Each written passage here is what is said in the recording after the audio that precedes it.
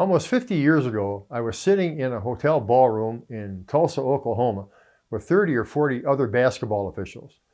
We were at the preseason clinic for a D1 college conference we worked in. It was, for most of us, our primary conference. That particular meeting, that particular morning, has never left me. The commissioner had come into the room to welcome us to the upcoming season. He then asked us to introduce ourselves. One by one, we did just that.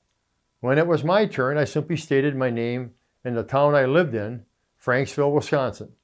Just as I finished my words, the commissioner loudly added, "And he is the publisher of Referee Magazine and the president of the new National Association of Sports Officials."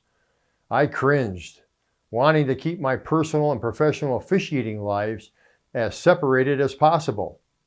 Guess I was damn naive. But here is what I remember most about that meeting. The supervisor of officials had received from our group, prior to the meeting, a request having to do with increasing game fees and expense reimbursements. He was a former renowned college basketball and football official, so we felt we might get a sympathetic ear. Well, we guessed wrong.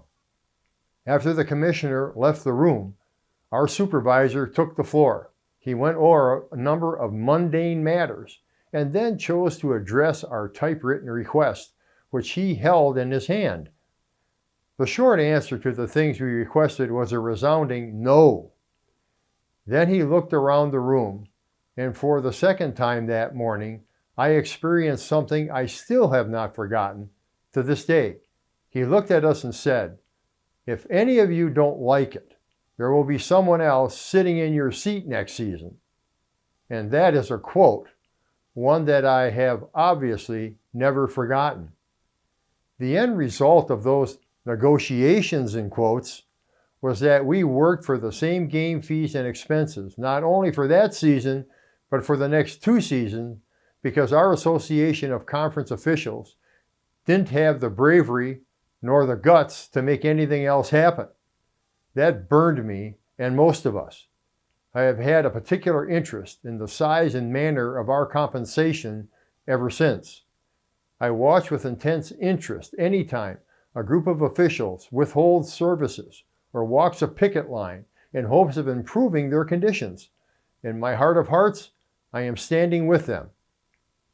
The decades since have whisked by, and here we are, referee and NASO considered to be the leading advocates on behalf of sports officials.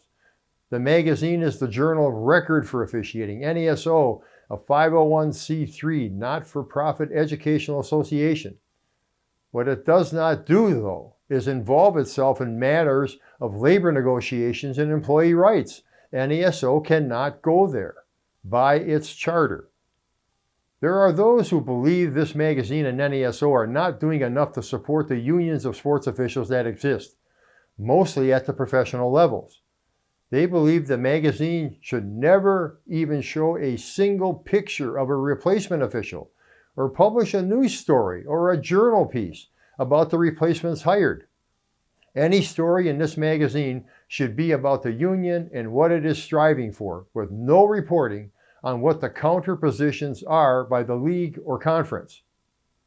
Now let me reiterate, the magazine is here to advocate sports officiating and to support officials within the guardrails of responsible, in-depth, and balanced reporting.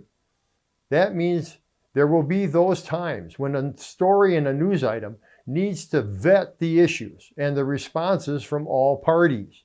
That is our journalistic duty. Yet never forget where our hearts truly are, with those officials who are standing up for the better treatment and for more respect.